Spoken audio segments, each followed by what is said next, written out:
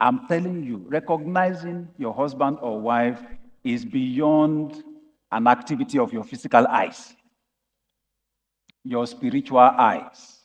You know, the challenge I see a whole lot of the time with young people is they're looking for the ideal man. They're looking for the ideal woman. You know what? Your ideal husband is already married. Your ideal wife is already married. That's why some people fall in love with married people. They're not married yet, but they fall in love with married people. You know, because, oh, he's such a nice man. Oh, such an ideal man. He has a good job. He has money. He has this. He's so nice. He's so kind. Wonderful. You know, a lot of the time, this guy who looks perfect or this lady who looks perfect was not like that when he or she got married. Mhm.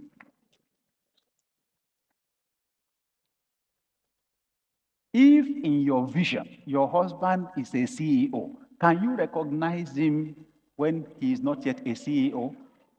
That's what I'm talking about. That's what I'm talking about.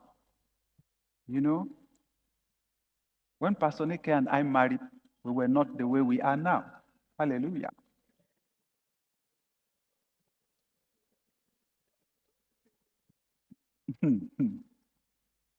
It has taken investment. And you know, this is why I have an issue with guys who are always almost turning bachelorhood into an institution. What's the big deal? There are lots of people around town who are not getting married because they want to be able to get a mansion, you know, and to have some money and to have some cars. Ah, how can you marry a girl when you are not yet set? I mean, financially, you know, they already have a job and they are waiting to have an ideal financial situation. And I'm telling you, if you're in that situation, you've been deceived.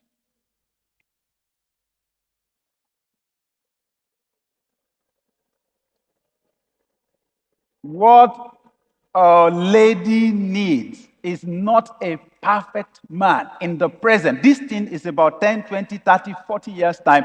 What she needs is a man who has a vision, who can define exactly where he's going and who he's going to be. That is what defines the kind of a wife he should marry. When Pastor Nick and I got engaged, in fact, it was after we were courting to be married that we now discussed our salaries. And I discovered that her allowance as a youth corper was more than my salary as a pastor. And the day I told her my salary, I quickly told her, you know what? It's not going to be like that forever. I am going somewhere.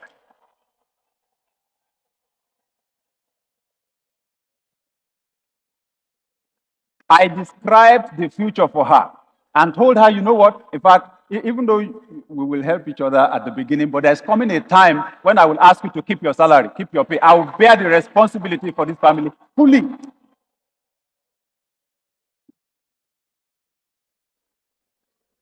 That's the essence of leadership. You have a vision and you have the capacity to communicate it. You should be able to sell your vision to a lady.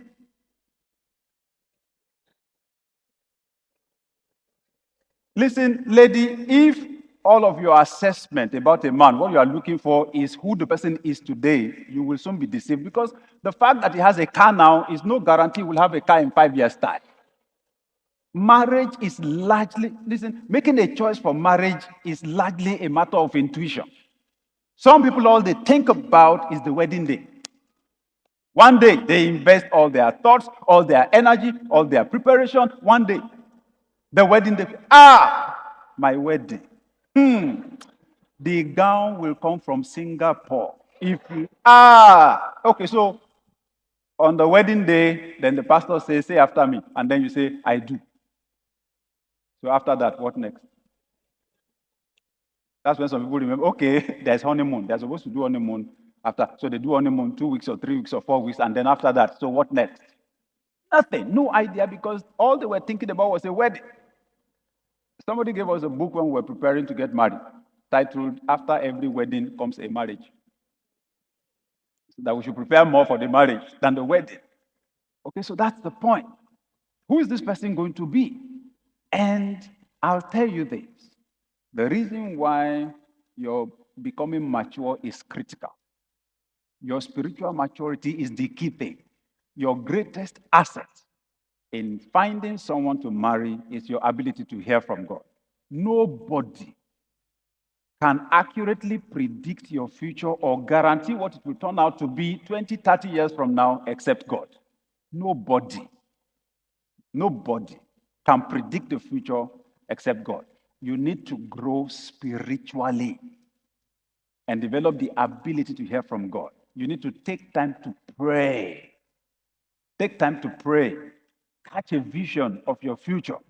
And then you can marry someone who aligns with that future. Now, once your vision of the future is defined, your values will be defined. Your values are the things that are very important to you. If you value spirituality, the fear of God, you've got to marry someone who also values spirituality, or else you're going to crack that home up right from the foundation. If you value honesty, the person's also got to value honesty. If you value family, you need to marry somebody who values family. Your values need to align, your basic values. You may have a few differences, but your basic values, your foundational values, your core values need to align. And that's why you need to grow and mature. Because when you are not yet matured, your values are not yet defined. Let me read for you Proverbs 31. Proverbs 31. The story of a woman who was preparing her son for the future, and it touched on his marriage.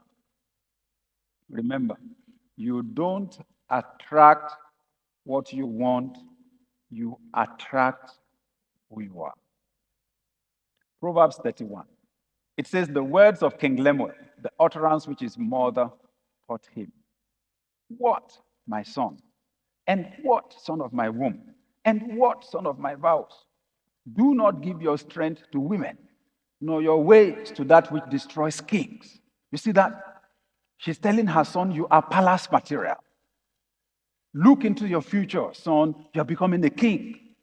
Now that should define how you live your life, define your principles, define your values. You can't go around sleeping with girls. They will spoil your reputation. That will spoil your reputation by the time you become a king.